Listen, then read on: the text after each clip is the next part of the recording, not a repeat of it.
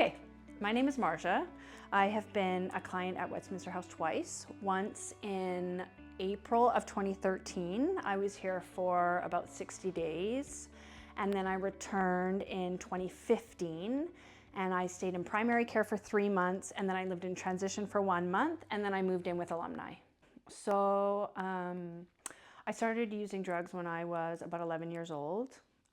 Every day I discovered using, and it was a wonderful mechanism to cover up feelings that I didn't know how to feel. I grew up in a home where I felt very unwanted and unloved, and I carried a lot of feelings of sadness and loneliness, and I didn't understand how I was feeling. Nobody taught me how to talk about things or how to express myself. And so when I discovered drugs when I was 11, it was like bliss. So that continued on. I used drugs progressively more and more, different drugs, harder drugs, experienced homelessness, job loss, geographical moves, abusive relationships, opiate replacement therapies, like the list went on and on. I found my way to detox and to treatment. And when I came to Westminster House in 2013, it was my 11th visit to residential treatment. So there wasn't really anything making me think that it would be any different than any other time I tried to get clean. But what I found here was a real camaraderie. Like there was, we went to lots of meetings and we were in the neighborhood, and being in New West was really nice. You got to walk everywhere. And then I relapsed. I was actually working at Westminster House, and I started using while I was working here. And one of the counselors, who is now one of my very best friends, they really helped me to kind of pick myself up, come back into treatment. It was a very humbling experience I had done a lot of these women's intake. I was there, I was a lead client care worker, and now I was a resident, and I was detoxing in the doctor room. It was very humbling.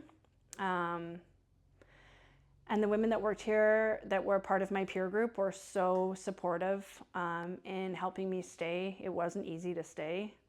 And I got a lot of help. And they moved me into a position where I was able to rent at the transition house. That wasn't offered to a lot of people. I was able to volunteer.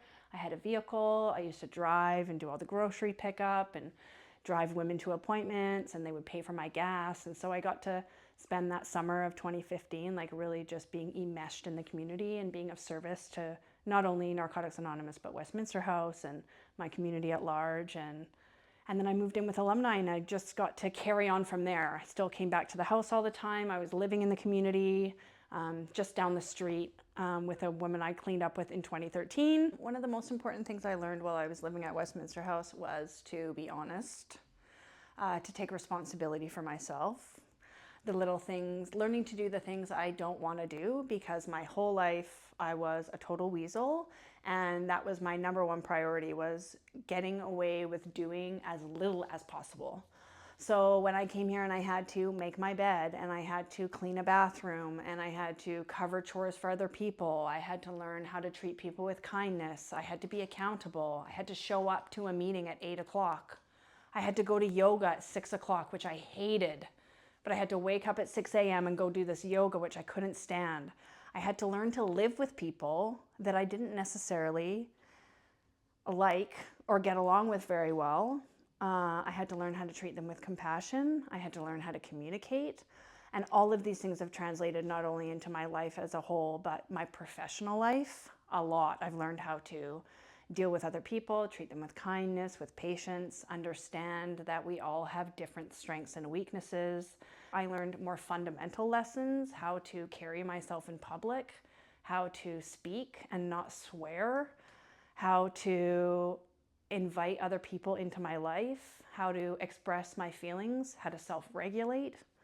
I work for my family business. It's called Simply Computing, and I've been there now for over 8 years. Now I am the president of the company, so I've worked my way up, and I get to give back to Westminster House through my work. We have a program called Keeping Communities Connected, where we receive donations from clients and then we refresh the devices, computers and iPads. We're a Mac shop, so Macs and iPads.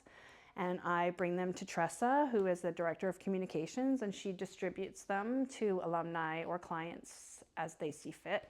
So it's a really nice way. I don't always have a lot of time, but it is a nice way for me to be able to give back to Westminster House in the ways that I'm able. Is they supported me and my family so much by my being able to get clean, run this company. You know, they're not afraid of where I am. They know where I am. They don't have to lock things up anymore. I'm not stealing credit cards. I'm actually making them money and really building the business. And then I get to give back in this way that connects the two.